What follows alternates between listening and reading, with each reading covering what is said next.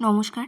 রোশনাইয়ের আজকের পর্বে দেখা যায় যে সেই ধাবাতে আরণ্যক চলে গেছিল এবং সেখানে গিয়ে সে বারবার রোশনাইকে চেষ্টা করে বাড়ি ফিরিয়ে আনার, কিন্তু রোশনাই ফিরতে চায় না রাজেশের ভয়ে। কারণ রাজেশের কাছে বন্দুক ছিল, সে বারবার তাকে ভয় দেখাচ্ছিল যে সে আরণ্যকের কোনো একটা ক্ষতি করে দেবে। এরপর আরণ্যক তবুও বারবার চেষ্টা করতে থাকে। সে বলে, রোশনাই তুমি একবার পাশে চলো, তোমার সঙ্গে 1 মিনিট 2 মিনিট সময় নেব আমি, তুমি একবার আমার কথাগুলো শোনো, আমি তোমার সাথে কথা বলবো। এই রাজেশকে তুমি বিশ্বাস করো না।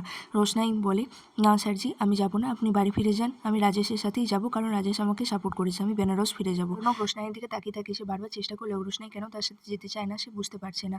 এরপর রাজেশ বলে, দেখুন আমার বিবিকে নিয়ে পাশে গিয়ে কথা বলবে বলছে। তখন আশপাশ থেকে লোকগুলো মারতে এলে রোশনাই বলে, না, কেউ কিছু করবেন না, উনি চলে যাবেন, কেউ ওনাকে কোনো ক্ষতি করবেন না। এরপর বাড়িতে দেখা যায় সুরঙ্গমা, গরিমা এবং বাড়ির সকলে উপস্থিত।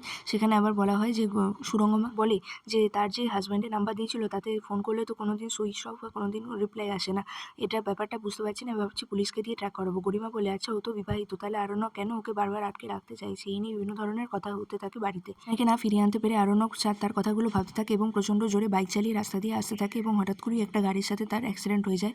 পাথরে মাথা ঢুকে সে অজ্ঞান হয়ে যায় এবং তার রক্ত পড়তে থাকে মাথা থেকে। এরপর পুলিশ আসে এবং আরণ্যকের ফোনে ছোটুর ফোন এলে পুলিশ সেই ফোনটা ধরে বলে যে তার একটা মেজর অ্যাক্সিডেন্ট হয়েছে, যেন হসপিটালে তারা চলে আসে। এরপর ছোটু বাড়িতে ফোন করে খবর জানায়, বাড়ির সকলকে সেই খবরটা জানায় জাহ্নবী। এদিকে বাসে যেতে যেতে রাজেশের মোবাইলে হঠাৎ করে রোশনাই শুনতে পায় এই খবরটি। রাজেশ খুব আনন্দ সহকারে এই খবরটি দেখছিল, কিন্তু রোশনাই খবরটি শুনে মাথা খারাপ হয়ে যায়। সে ভাবে, স্যার জি আপনি এটা কি করলেন, আপনার কি এরকম হয়ে গেল? আগামী পর্বে দেখা যায় রোশনাই রাজেশের থেকে পালিয়ে আরণ্যকের কাছে ছুটে আসছে তাকে বাঁচানোর জন্য। আজকের পর্ব এতটাই। চ্যানেলটি ভালো লাগলে সাবস্ক্রাইব করে দেবেন। ধন্যবাদ।